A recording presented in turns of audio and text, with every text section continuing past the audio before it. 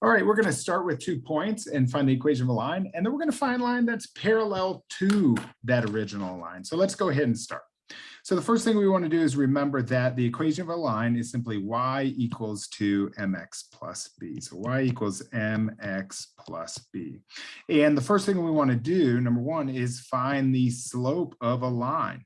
And now the slope, or m, is simply the y minus y over x minus x. So let's go ahead and plug this in. I'm going to say, okay, the first y we have is 3.18, and the second y we have is negative 4.4. So I'm just going to do that, 3.18, and I'm going to subtract off negative 4.4. Now remember, there's a minus there, and that's where this one is coming from. And then the negative is coming from the negative 4.4 that is up there. And I'm going to go and I'm going to do this with x. I'm just going to keep the same order. So I'm going to start with the negative 5.2. And I'm going to subtract off 1.4. Now I can come over to Desmos, and you'll notice that I've went ahead and plugged in those 2 points because I'm going to check my work. So I'm going to type 3.18 minus negative 4.4. And then I am going to do negative 5.2 minus 1.4. That's going to give me 7.58 all over negative 6.6. So 7.58 over negative 6.6. Now, as we do this, I'm going to make my life a little bit easier. I'm going to go ahead and go to a rounded decimal. So 7.58 and divide it by negative 6.6. And when I do that, we're left with negative 1.148. So our slope, or m, is going to be negative 1.148. So now let's get to the other part. And this is the part where things get a little bit tricky. We can do the y-intercept and the x value. But if we think about function notation and we think about all the translations that we've been doing, we don't have to know our y-intercept.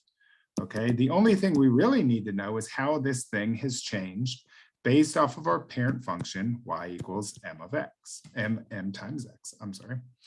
And so at this point, what I'm going to do is I'm just going to write y equals negative 1.148, that's m, and I'm going to say what translations occur. Well, let's pick this point over here, this 1.148, 1.14 and negative 4.4. That means I've shifted it to the right 1.4. So I'm going to write x, there's our parent function. I'm just going to write x minus 1.4. And then I'm going to write it down. It says we want it to go through 1.4 and then negative 4.4. So down 4.4. So this is right. And this is down. Okay, and that's just based off of our blue point. So what I'll do now is I'll plug that in to make sure. So we found our slope, negative 1.148. Our parent function was just x, but we moved it to the right. So I'm going to put minus 1.4. And then I moved it down. So we're going to write minus 4.4. Notice that it goes through the blue point and the red point that I originally had on there. Okay, so we have created the equation of that line, and we've done so nice and neat. You can see it right there. Now, the question now is, if you notice, it says write an equation of a parallel line that is 2 units above this. So we want a parallel line. So what do we know about parallel lines? Well, parallel lines, we write that in a different color, parallel lines have equal slopes. So we automatically know that all I want to do is take negative 1.148, because that is our original equation. And I want to take that slope, keep it the same, and I want to move the line up. Notice, because we're moving it up, we're only affecting the y value.